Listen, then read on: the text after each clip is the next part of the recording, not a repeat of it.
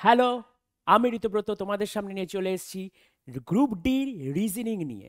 অর্থাৎ আজকে কিন্তু পড়ানো হবে না, আজকে হবে গ্রুপ ডিতে রিজনিং কত নম্বর আসে আর কোন কোন চ্যাপ্টার থেকে কত নম্বর আসে সেটাই আমরা দেখব।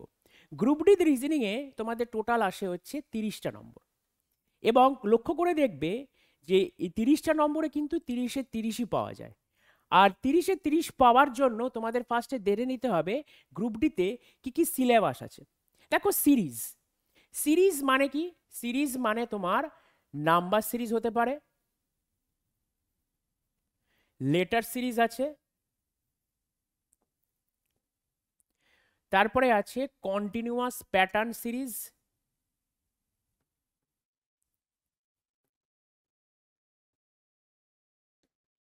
তারপরে আছে তোমাদের alpha numeric series.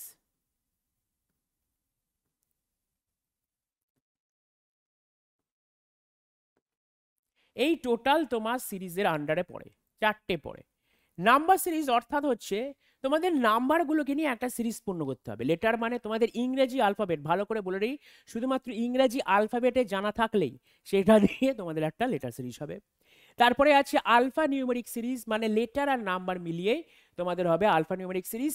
Continuous pattern series হচ্ছে একটা প্যাটার্ন এরকম থাকবে, সেই প্যাটার্নটা বারবার হচ্ছে, রিপিট হচ্ছে, তাই জন্য সেটাকে বলা হয় কন্টিনিউয়াস প্যাটার্ন সিরিজ। এরপরে চলে আসে আমাদের কাউন্টিং ফিগার। কাউন্টিং ফিগারের মধ্যে তোমার ত্রিভুজ কাউন্টিং, চতুর্ভুজ কাউন্টিং, সার্কেল কাউন্টিং অর্থাৎ বৃত্ত কাউন্টিং, এই তিনটে কাউন্টিং মোটামুটি আসে তোমাদের গ্রুপ ডি লেভেলে। তারপরে কোডিং ডিকোডিং, খুব মারাত্মক ইম্পর্টেন্ট চ্যাপ্টার।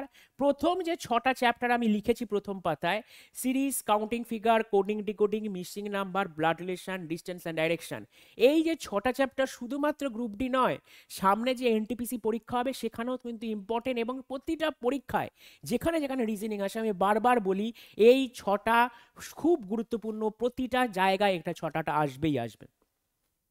কোডিং ডিকোডিং মানে তোমার একটা ইংরেজি ওয়ার্ড একটা ভাষায় লেখা থাকবে, সেই তাহলে আর একটা ইংরেজি ওয়ার্ড সেই প্যাটার্ন ফলো করে কি করে করব, সেটাই হচ্ছে আমাদের কোডিং ডিকোডিং এর মধ্যে পড়ে।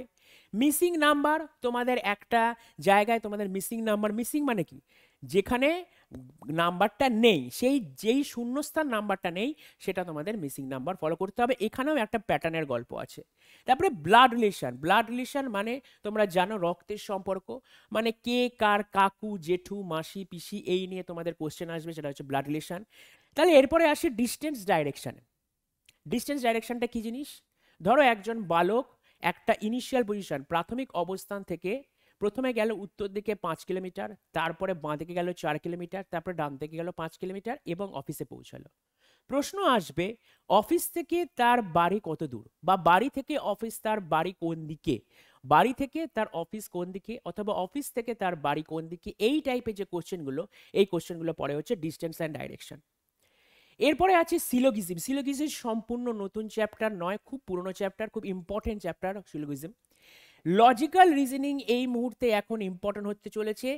তারপরে আছে ইনইকুয়ালিটি, খুব লেস ইম্পর্টেন্ট, ইনইকুয়ালিটি খুব লেস ইম্পর্টেন্ট, একটা বা দুটো বা নাই আসতে পারে ধরে নাও, তবুও পড়ে রাখতে হবে কেন কি সিলেবাসের মধ্যে আছে। অ্যানালজি, অ্যানালজি মানে হচ্ছে মানে সিমিলারিটি, মানে তোমার একটা ওয়ার্ড দিয়ে দেবে বা একটা কিছু দিয়ে দেবে, তার সাথে সিমিলারিটি খুঁজে বার করতে হবে। সিমিলার জিনিস মানে সাদৃশ্য, একই রকমের জিনিস, এটাকে বলা হয় অ্যানালজি। ক্লাসিফিকেশন, ক্লাসিফিকেশন মানে হচ্ছে অড ম্যান আউট, মানে তোমার 4টে অপশনের মধ্যে কোনটা বিজোড়, মানে কোনটা 4টে অপশনের সাথে যাচ্ছে না, বাকি 3টে অপশনের সাথে মিল খাচ্ছে না, সেই অপশনটাকে তোমাকে চুজ করতে হবে। ক্যালেন্ডার থেকে প্রশ্ন এসেছিল গতবার, ক্লক থেকে এসছে, ভেন ডায়াগ্রাম থেকে এসছে, অ্যারিথমেটিক্যাল অপারেটর মানে যোগ বিয়োগ গুণ ভাগ করতে জানলেই তোমরা এইটা চ্যাপ্টারটা খুব সুন্দর। ডাইস মানে লুডো ছক্কা, কিউব অ্যান্ড কিউবাইড থেকে কোনো কোনো দিন প্রশ্ন আসে, কোনো কোনো সাবজেক্টে প্রশ্ন আসেনি, কোনো কোনো শিফটে। অর্ডার আর র্যাঙ্কিং আর একটা খুব ইম্পর্টেন্ট চ্যাপ্টার। আমাদের ইম্পর্টেন্ট চ্যাপ্টারগুলো অর্ডার আর ranking, arithmetical operator, Venn diagram, clock, এগুলো important chapter. Data sufficiency, matrix less important, pair formation less important, মানে একটা একটা বা নাই আসতে পারে ধরে নাও। সিটিং অ্যারেঞ্জমেন্ট এবং পাজেল খুব গুরুত্বপূর্ণ চ্যাপ্টার। সিটিং অ্যারেঞ্জমেন্ট এবং পাজেল কতগুলো কোশ্চেন এসছে আগের বছর আরআরবি গ্রুপ ডিতে, আর এই বছর আরআরবি গ্রুপ ডিতে কি ধরনের কোশ্চেন আসতে পারে সেটা নিয়ে একবার আলোচনা করব। চলো, আছে আমাদের নন ভার্বাল রিজনিং, মানে ছবি সংক্রান্ত যে রিজনিং গুলো আছে সেগুলোকে আমরা বলি হচ্ছে নন ভার্বাল রিজনিং। এই নন ভার্বাল রিজনিং এর মধ্যে কি কি আছে? আছে মিরর ইমেজ, আছে ওয়াটার ইমেজ, আছে ফোল্ডিং, পেপার ফোল্ডিং,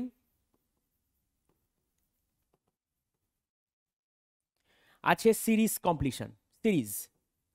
এই বেসিক্যালি এই চারটে চ্যাপ্টার যদি নন ভার্বালের মধ্যে পড়ো তাহলেই তোমার কভার হয়ে যাবে গ্রুপ ডি সিলেবাসে আছে। তারপরে এখন এই মুহূর্তে জাম্বলিং আগের বছর গ্রুপ ডিতে আসেনি, কিন্তু এই বছর এএলপি আরআরবি যেই পরীক্ষা হয়েছে প্রতিটা শিফটে একটা করে জাম্বলিং এর কোশ্চেন দিয়েছে, তাই জাম্বলিংটা গ্রুপ ডিতে এই বছর গ্রুপ ডিতে আসলেও আসতে পারে। চলো আমাদের আগের বছর দেখিনি কি কি এসছিল। সিলোগিজম এসছিল 3 থেকে 4টে, খুব ইম্পর্টেন্ট চ্যাপ্টার। সিলোগিজম 3 থেকে 4টে এসছিল। ভেন ডায়াগ্রাম এসছিল একটা করে। মিরর ইমেজ, এমবেডেড ফিগার, এই দুটো তোমাদের নন ভার্বাল পড়ছে। নন ভার্বালের মধ্যে পেয়েছে 1 এবং 1টা 2টো করে এসছিল। অড ওয়ান আউট অর্থাৎ ক্লাসিফিকেশন থেকে এসছে, এটা হচ্ছে ক্লাসিফিকেশন বলে, অড ম্যান আউটটাকে বলা হয় ক্লাসিফিকেশন। একটু আগেই তোমাদের বললাম ক্লাসিফিকেশন মানে যেটা তোমার 4টে অপশান, সেই 4টে অপশান থেকে একটা অপশান বাকি 3টের সাথে যায় না, সেটাই হচ্ছে অড ম্যান আউট। অর্থাৎ বা বিজোড়টা লেখো, এটা মোটামুটি এসছে 3টে। তারপরে এসছে কোডিং ডিকোডিং 3টে থেকে 4টে। পেপার ফোল্ডিং, এটাও আর একটা হচ্ছে তোমার নন ভার্বালের মধ্যে পড়ে, আর একটা হচ্ছে তোমার নন ভার্বালের পড়ে। তাহলে নন ভার্বাল থেকে টোটাল কথা এলো তুমি যদি বলতে চাও, তাহলে একটা মিরর ইমেজ, একটা এমবেডেড ফিগার, একটা পেপার ফোল্ডিং। এমবেডেড ফিগার এই কথাটার মানেটা হচ্ছে তোমাকে একটা ছবি পুরোটা দিয়ে দেবে, ছবি দিয়ে দেবে, তার আন্ডারে 4টে অপশান দিয়ে দেবে, বলবে এই যে ছবিটা আছে এই 4টে অপশানের মধ্যে কোথায় লোকানো আছে, লোকানো কোথায় আছে সেটা হচ্ছে তোমাদের এমবেডেড ফিগার বলে। এরপরে ক্যালেন্ডার থেকে একটা দিয়েছে, অ্যানালজি মানে সিমিলারিটিস থেকে দিয়েছে হচ্ছে 1 থেকে 2টো। ইম্পর্টেন্ট সিরিজ, সিরিজের আন্ডারে আমি বলেছি তোমাদের 4টে চ্যাপ্টার আছে, সেই 4টে চ্যাপ্টার থেকে প্রতিটাতে করে একটা করে আসলেই তোমার 4টে হয়, আর অথবা 3টে তোমার এসেছেই। এরপরে তোমাদের চলে আসি ডিস্টেন্স অ্যান্ড ডাইরেকশন, 2 থেকে 3টে এসছে। স্টেটমেন্ট কনক্লুশন, এই স্টেটমেন্ট কনক্লুশন কিন্তু সিলোজিজম নয়, এটা হচ্ছে তোমার লজিক্যালের মধ্যে পড়ে, লজিক্যাল স্টেটমেন্টের মধ্যে পড়ে। লজিক্যাল স্টেটমেন্টের মধ্যে তোমার এসছে 3 থেকে 4টে। ডাইস খুব লেস ইম্পর্টেন্ট এখন হতে চলেছে এইবারের গ্রুপ ডিতে। কেন? কারণ কি ট্রেন্ড বলছে আরআরপি এএলপি তো একটাও ডাইস আসেনি, এসএসসিও এবছর একটাও ডাইস আসেনি, ধরে নেওয়া যেতে পারে গ্রুপ ডিতেও নাও আসতে পারে, কিন্তু তা সত্ত্বেও পড়ে যেতে হবে যদি 1 নম্বর দিয়ে দেয়, যেহেতু আগের বছরের গ্রুপ ডিতে এসেছিল। আর সিটিং অ্যারেঞ্জমেন্ট আর পাজেল এখানে এসছে 3 থেকে 4 নম্বর এটাই। এরপরে অর্ডার র্যাঙ্কিং আছে 1 থেকে 2 নম্বর, ব্লাড রিলেশন রক্তের সম্পর্ক থেকে 1 থেকে 2 নম্বর, ম্যাথমেটিক্যাল অপারেশন থেকে এসছে 2 নম্বর। আর এই জাম্বলিং থেকে লিখেছি কেন, জাম্বলিং থেকে লেখার পরে কোনো কোশ্চেন আসেনি, তার কারণ আগের বছর জাম্বলিং ছিল না, কিন্তু সিলেবাসে থাকলেও এবছরের সিলেবাসে আছে। আরআরবি এএলপি জেই এই সমস্ত পরীক্ষাগুলোতে জাম্বলিং একটা প্রতি শিফটে একটা করে এসছে, তাই জন্য রেলওয়ে গ্রুপ ডিতে না আসার কিছু নেই। এই হচ্ছে রেলওয়ে গ্রুপ ডি প্রম্পর সিলেবাস। তাহলে আমাদের সব থেকে ইম্পর্টেন্ট চ্যাপ্টার কোনটা? যেখানে আমাদের কোডিং ডিকোডিং প্রচণ্ড ইম্পর্টেন্ট চ্যাপ্টার, প্রচণ্ড ইম্পর্টেন্ট চ্যাপ্টার। কোডিং ডিকোডিং আমাদের পড়তেই হবে, না ছাড়লে হবে না। ছাড়বো তো কিছুই নয়, তারপর মন দিয়ে সবচেয়ে বেশি পড়তে হবে সিলোগিজম।